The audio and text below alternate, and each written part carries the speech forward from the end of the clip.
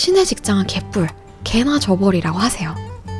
안녕하세요 여러분. 더 나은 일상을 위한 필수 개념 전해드리는 개념 있는 희애입니다. 새로운 시리즈로 돌아왔습니다. 우! 그렇다면 이름이 왜 알스 신잡이냐? 제가 알스거든요. 알스 희애씨의 신박한 잡소리, 잡소리니까 다양한 얘기들, 잡다한 얘기들을 할 그런 콘텐츠인데요. 알스가 좀 알코올이 들어가면 더 솔직해지지 않겠어요? 제가 주량이 맥주 한 잔 정도거든요. 그나마 제가 먹어봤던 술 중에서 조금 맛있었다라고 기억에 남아있는 호가든 로제를 준비를 했어요. 그리고 호가든 잔 이렇게 준비를 해왔습니다.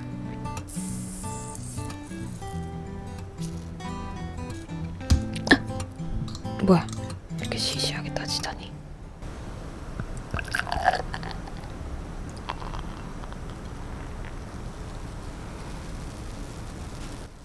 오, 술 냄새. 오, 한 잔이 다 들어가네. 짠. 한 모금 먹어보겠습니다. 용감하게. 진짜 거의 몇 년 만에 먹어보는 술인 것 같은데.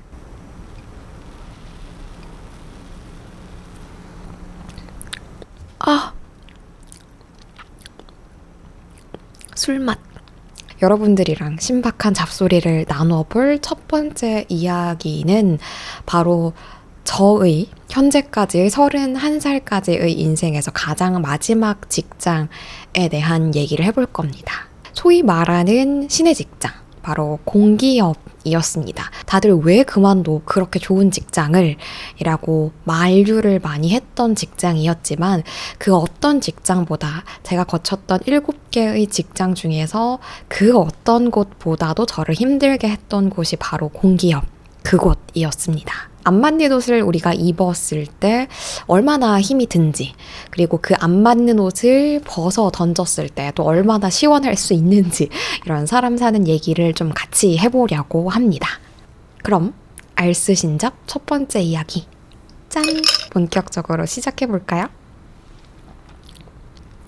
공기업을 27살 3월에 들어가서 29살 2월에 나왔습니다. 딱 2년을 채우고 나온 건데요. 그야말로 저의 20대 후반을 책임져 준 직장이었습니다. 저는 공기업에서 재직하는 동안에 지방 발령을 통해서 지방에서 근무를 했는데요. 또 공기업의 특성과 그런 지방의 해당 그 지사의 사람들의 텃세, 이런 것들이 콜라보가 되어서 저는 정말 그 역대급으로 힘들었었는데 출근만 생각하면 가슴이 답답해졌습니다. 하루하루가. 인턴 생활을 3개월 거치고 정규직으로 전환이 돼서 정규직으로 일을 하는 그런 채용 과정을 거치는 곳이었어요. 그래서 저는 17년도 3월에 처음엔 인턴으로 들어갔고, 인턴에서 한 번 더 면접을 보고, 그리고 인턴 생활의 그런 생활, 근태 이런 것들을 반영을 해가지고 정규직이 된 케이스였습니다. 제가 마음고생을 한 게 그런 채용 전형 덕도, 그런 탓도 있었다고 생각을 해요. 인턴으로 시작을 하잖아요. 혹시 인턴 생활 해보신 분들은 다 공감을 하시겠지만 항상 예스맨이 되고요.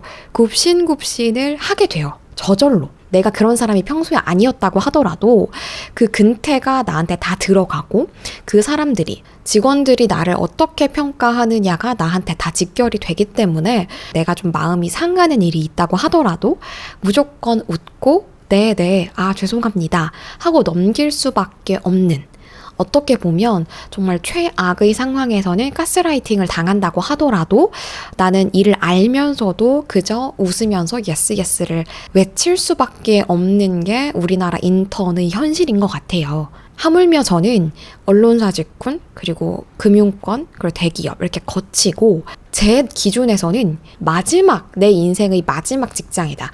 이제는 방황하지 말고 그냥 이곳에서 안정적인 생활을 하면서 결혼도 하고 그렇게 평범하게 살자. 왜 자꾸 나 이렇게 욕심을 부리는 걸까?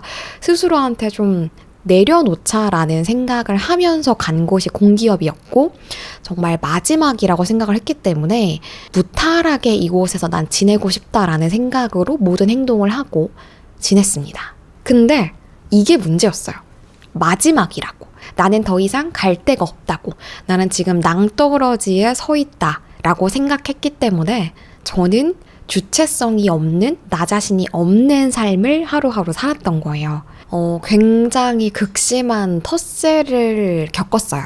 정말 들어서는 안 되는, 정말 그 어디서도 살면서 들을 수 없는 심한 말들, 어떻게 이런 말을 하지 싶은 그런 말들을 들으면서 하루하루를 버텼고, 또 이따금씩은 내가 출근을 했는데 분명히 사무실 문 앞에 있는데 들어가서 그 직원들을 마주하는 게 너무 힘들어가지고 그 자리에 우두커니 서가지고 10분, 20분, 30분을 보낸 적도 있었습니다. 어처구니가 없죠. 지금 생각하면. 당시에는 이 직장이 나의 인생에서 마지막 직장이야 라는 생각이 너무나도 강하게 마음속에 자리 잡고 있었기 때문에 내 마음속에 있는 것들을 다 풀어낼 수가 없었어요.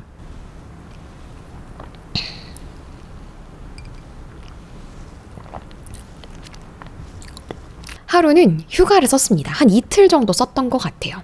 그때 집이 일이 있어가지고 휴가를 쓰고 복귀를 했습니다. 근데 그날 아침에 제 바로 위에 대리가 또 평소에도 저를 굉장히 안 좋아하는 사람이었어요.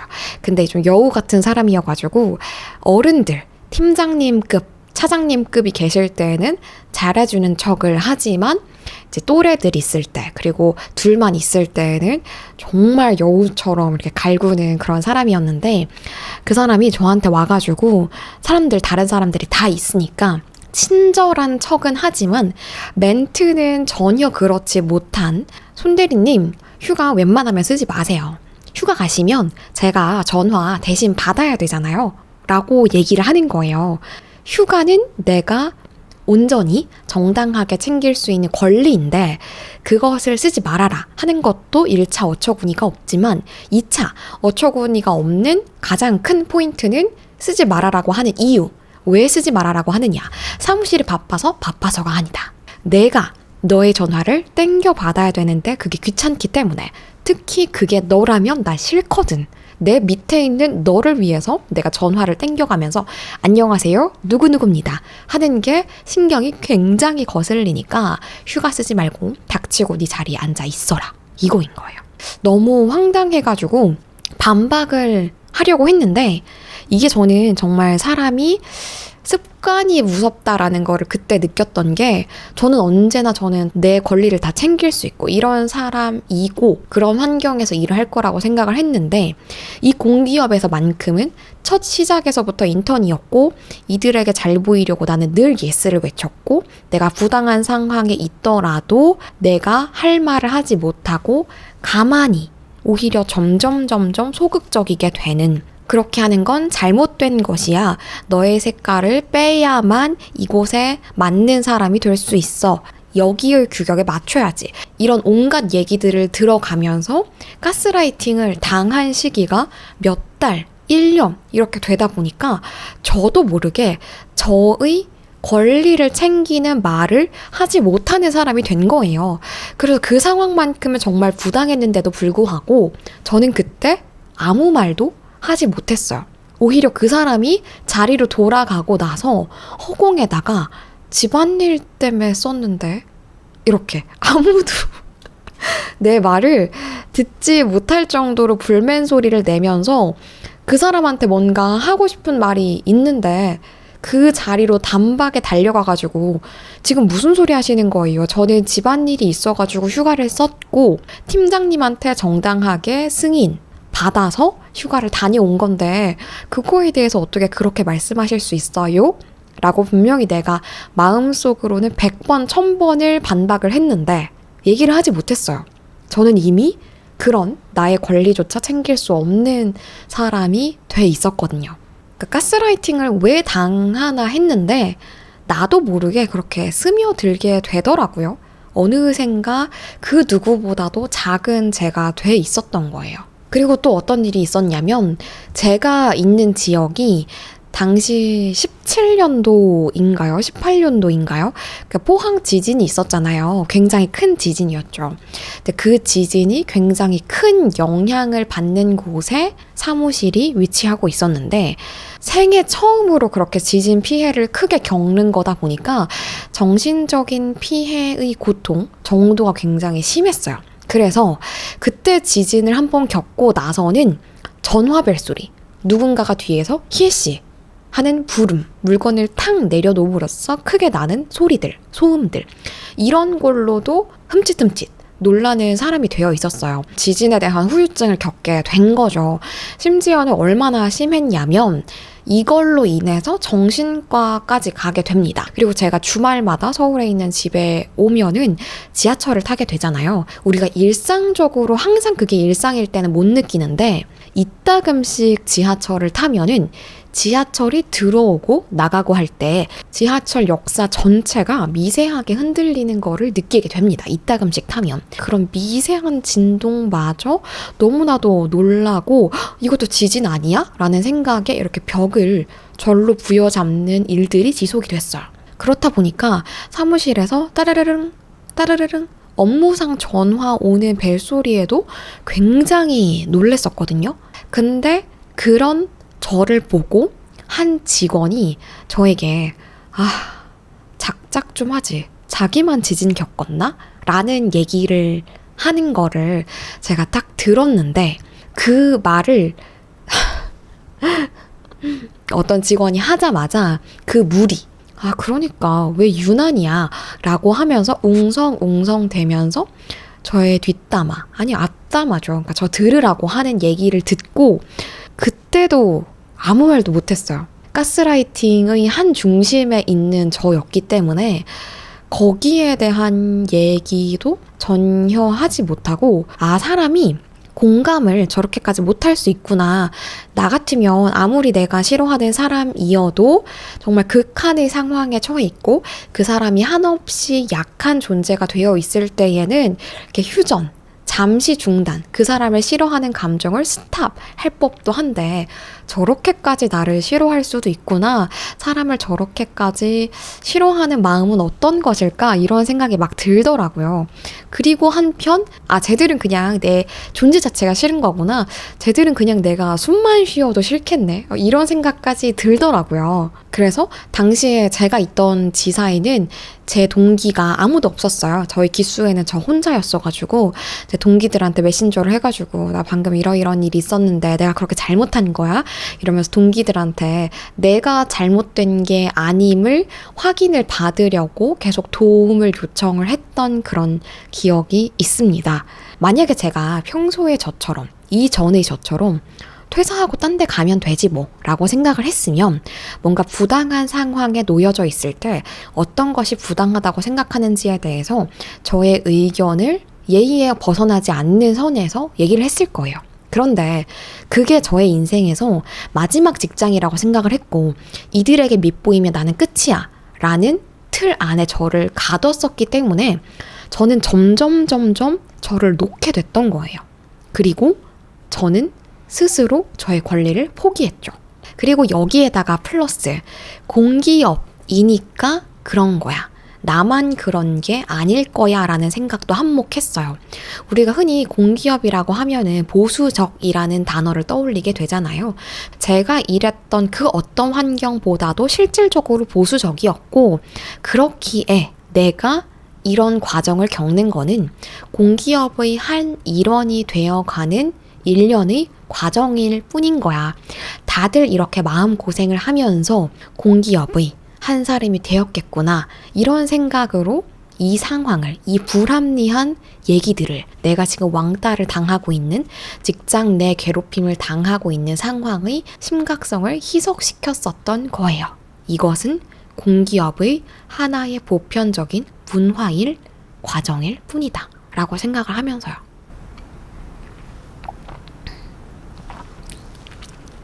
왜 줄지를 않지? 근데 여러분 진짜 놀라운 사실 하나 알려드릴까요? 이렇게 꽉 차 있었잖아요. 제 손가락 2마디 정도가 줄었어요. 근데 저는 살짝 어지럽습니다. 믿겨지시나요?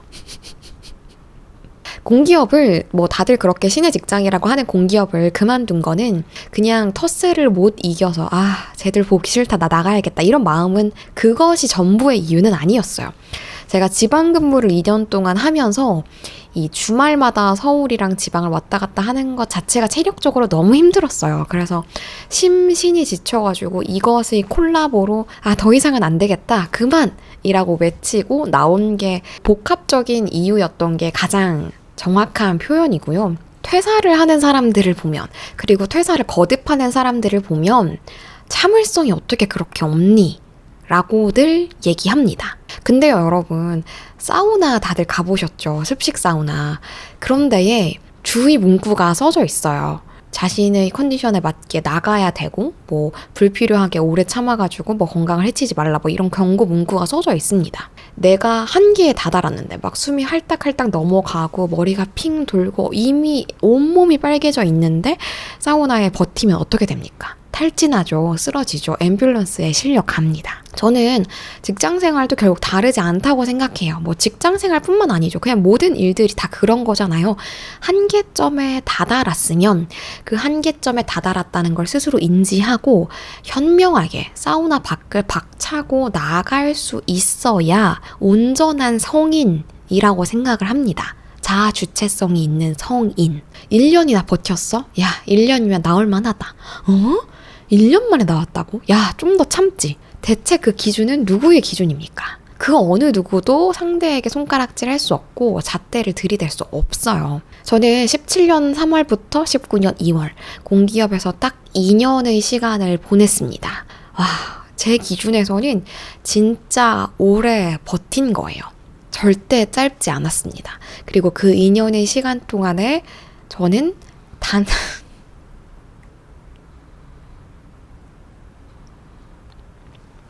단 하루도 행복하지 않았어요. 27부터 29까지 27, 28, 29 20대 후반에 정말 황금 같은 시간이었잖아요. 근데 제 스스로가 너무나도 작아져가지고 그곳에서 시간을 보냈다는 게 저는 너무 안쓰러워요. 이 미래에 있는, 그러니까 그때의 기준으로 미래에 있는 소니에가 그때의 소니에를 생각했을 때 너무 안쓰러워요. 막 토닥토닥 해주고 싶어요.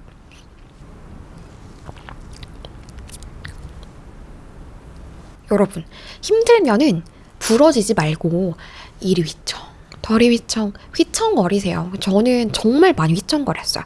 제가 7개의 직장을 거쳤다는 거, 그만큼 많은 퇴사를 하고 많은 합격을 하고 많은 이직을 했다는 거는 그만큼 제가 청춘이라는 테두리 안에서 많이 휘청거렸다는 증거라고 생각을 합니다. 그리고 저는 그 휘청거림 끝에 지금 저에게 너무나도 잘 맞는 프리랜서 엔잡러라는 삶을 찾게 됐어요. 휘청거린 덕분에. 충동적으로 퇴사를 결정하는 거는 절대 안 되죠. 절대 안 될 말이에요. 그런데 무조건적으로 참자. 하루만 더 버텨보자. 한 달만 더 버텨보자. 아니 1년, 아니 2년. 이렇게 무조건적으로 참지는 말라고 말씀을 드리고 싶어요. 그리고 특히 현 직장이 첫 직장이어서 내가 지금 여기를 나가면 어떤 일이 일어날지 몰라서 다음 직장이 존재하지 않을 것 같아서 이런 막연한 두려움 때문에 참고 계신 거라면 저는 더더욱이 두려워하실 필요가 없다고 자신 있게 말씀을 드리고 싶습니다. 이렇게 퇴사를 많이 한 사람도 있잖아요. 다음 직장이 없기는 왜 없어요? 그러니까 내가 그린 그림이 100인데 100만큼 안 될 수는 있어요. 뭐 80, 70이 될 수는 있겠죠. 근데 다음은 존재합니다. 만약에 그 다음이 70, 80이어서 내 기준으로 좀 만족스럽지 못한 그런 수준이다 한다면 그 다음 단계를 좀 더 노려보세요. 70, 80에서 포텐을 점점 쌓았다가 그 다음 단계에서는 그 이번 단계에서 좀 아쉬웠던 20, 30만큼 더 보태가지고 120, 130으로 가면 되잖아요. 저는 그런 포텐을 쌓았기 때문에 현재의 제가 있다고 생각을 합니다. 근데 이거는 기억을 해주셔야 돼요. 제가 나 20대 후반에 거기를 다니면서 참 많이 불행했어. 그리고 그 불행을 이겨내면서 내가 어떻게 행복해질 수 있는 사람인지를 진정으로 깨달았어. 이렇게 저는 자신 있게 얘기할 수 있는 게 그 공기업에서 하루하루 딱 2년의 시간을 보내는 동안에 저는 매 순간 최선을 다했어요. 아, 나 이 지옥을 빨리 벗어나고 싶어. 이런 생각으로 하루하루 참은 게 아니라 저는 정말 후회 없이 시간을 보냈어요. 이렇게 나 자신에게도 자신 있게 나 그래도 열심히 살았다. 그 직장에 있는 만큼 내 능력치에서는 최선을 다했다.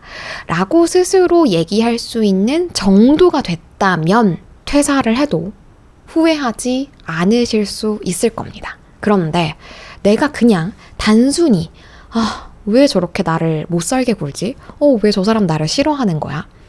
이 일이 나랑 맞지 않는 것 같아. 이렇게 단편적인 이유로, 순간적인 충동적인 이유로 퇴사를 결심하게 되면 내가 미쳤지. 왜 그런 신의 직장을 두고 내 발로 기어 나왔을까? 이런 생각을 하면서 100% 후회하게 됩니다. 저는 후회 1도 안 하고요. 거기가 신의 직장이었다고 생각하지도 않아요. 신의 직장은 개뿔, 개나 줘버리라고 하세요. 최근에 네이버다오 잡소리라는 그러니까 G-O-B, 잡에 대한 얘기, 잡소리를 운영을 하는데 그 방송을 진행을 하면서 이와 비슷한 얘기를 하면서 제가 했던 얘기가 있어요. 개가 짖는다고 따라서 짖을 필요가 없다. 그러니까 나를 아무리 갈궜고 나를 왕따시키고 은따시켰던 그런 아주 인간 쓰레기 같은 인간들이지만 내가 그에 대해서 100% 매 순간 받아치지 못했던 것에 대해서 그닥 아쉬워할 것도 없다라고 생각하는 이유가 바로 이 멘트 때문이에요. 개가 짖는다고 따라 짖을 필요 없다. 왜냐? 나는 사람이니까. 그들은 인간이 되지 못한 가엾은 개, 짐승이었을 뿐이다.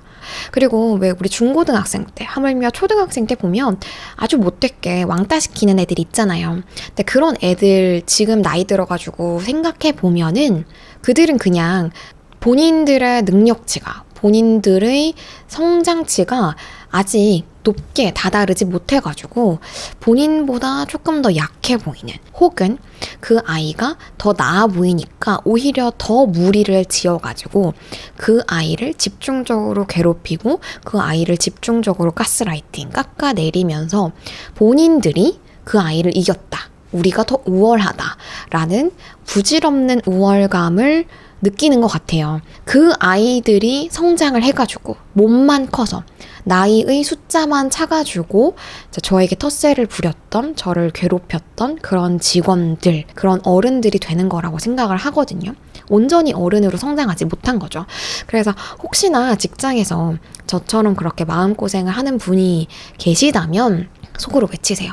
개가 짖는다고 따라 짖지 말자. 그리고 그들에게 개처럼 똑같이 짖어주는 게 아니고 인간으로서 어떻게 개를 상대할 수 있을지에 대해서 방법을 한번 생각해 보시면 좋을 것 같아요. 똑같이 왈왈 짖을 필요가 없습니다. 아이고 어지러라. 믿겨지세요? 자, 이제 손가락 한 길이만큼 마셨고요. 저는 취한 것 같아요. 알스신잡, 알스히에씨의 신박한 잡소리. 쉽지 않네요. 얘기하고 싶은 게 분명히 많았거든요. 뭔가 더 많았던 것 같은데 술이 들어가니까 쉽지 않군요.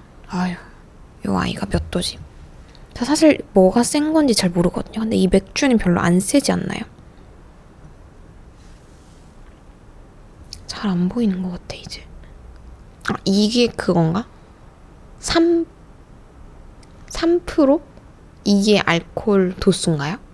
20대의 나는 종종 불행했어. 아니, 많이 불행했어. 하지만 이제 그거를 잘 이겨낸 덕분에 현재의 행복한 내가 된 것 같아. 너희들도 잘 휘청거리다가 행복해졌으면 좋겠다라는 얘기를 하고 싶었습니다. 저한테 술 냄새 나는 것 같아요. 네, 여러분 그러면 저는 이렇게 마무리를 하겠습니다. 오늘 목요일이어서 슬기로운 의사생활 2 보러 가야 되거든요. 알스 신잡, 알스 히에 씨의 신박한 잡소리. 오늘 잡소리를 또 주절주절 늘어내 보았습니다. 알스 신잡에서 다뤘으면 하는 얘기 있으면은 언제든지 댓글 달아주세요. 그러면 알스 히에 씨가 알스를 탈출하는 그날까지 콘텐츠는 계속됩니다. 안녕!